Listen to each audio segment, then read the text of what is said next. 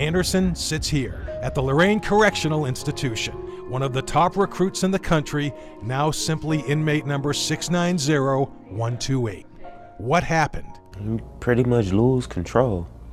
It's hard to be a kid and have all that attention and have everybody love you today and hate you tomorrow. So how does one create a vodka brand? Don't know? Well, look, it didn't come easy to Jacques Evans either. It was rough in the beginning. Like I tell people, the difference in me kind of starting my brand as opposed to others is I had to learn to swim as I was drowning.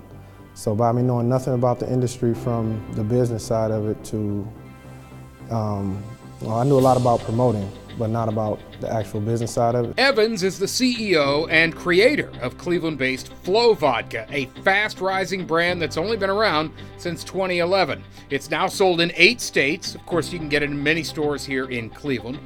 You might wonder, how does somebody get started in this business? I went online. First step I did was I hired a food scientist, and together me and her developed the formula and got everything approved by the government. Then I designed the bottle, designed the label, and then just, started connecting the dots. And connect the dots he did, not only with the vodka sales, but with the opening of the Flow Lounge in Milwaukee and a few more in the works. Evans is also a frequent courtside observer of many Cavaliers and Bucks games, and that love for sports is a driving force in his success in the alcohol business.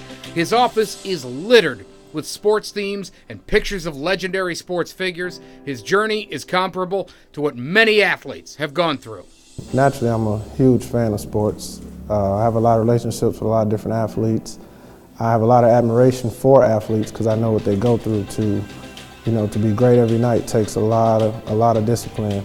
And a lot of people don't see the discipline that athletes have to go through to actually, be great. They just see, a big scoring night, but they don't see the extra miles he had to run in the gym, eating right, and just the discipline side of it. So I like athletes because they're very disciplined. And like a lot of athletes, Evans is very philanthropic with his success. He's trying to help out the next wave of young businessmen. So we developed a program called GO.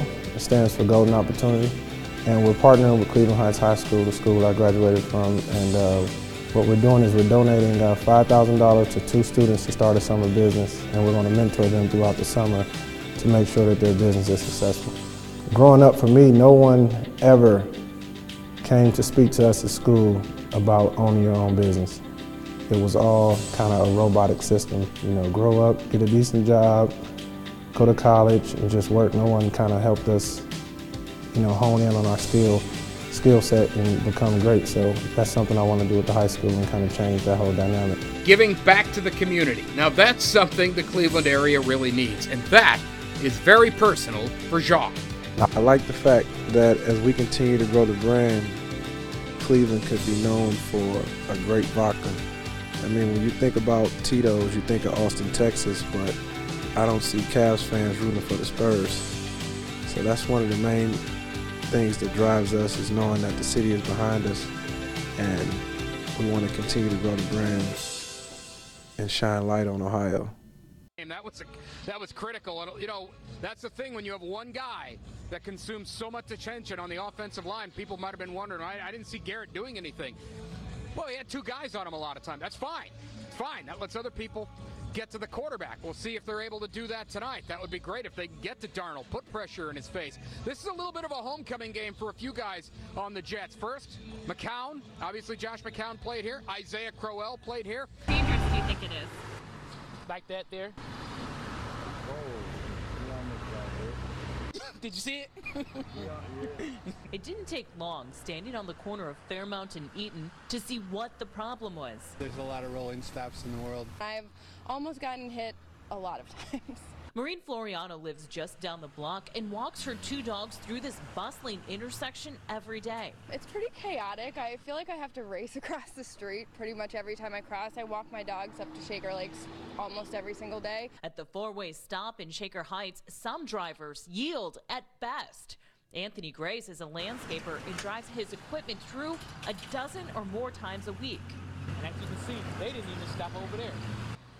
It's a battle that Janelle Ivana Ross fights every day, much tougher than the ones on the volleyball court at Norfolk State, where she was a star athlete, and more challenging than those years when she left school temporarily to come home to Cleveland Heights for the birth of her son. Because multiple sclerosis isn't something you game plan for. It comes out of nowhere and tries to take your body, and if you let it, your spirit. For Janelle, the battle started 15 years ago after she'd graduated from school. Life was going exactly as planned. She was coaching volleyball. She felt great until... Come 2003, though, I remember like it was yesterday. It was September the 17th. On September 17th, I got really, really sick. Like a bad stomach virus, and probably the most sick I've ever been, to the point that I really only wanted to lay on the ground. I just felt so miserable.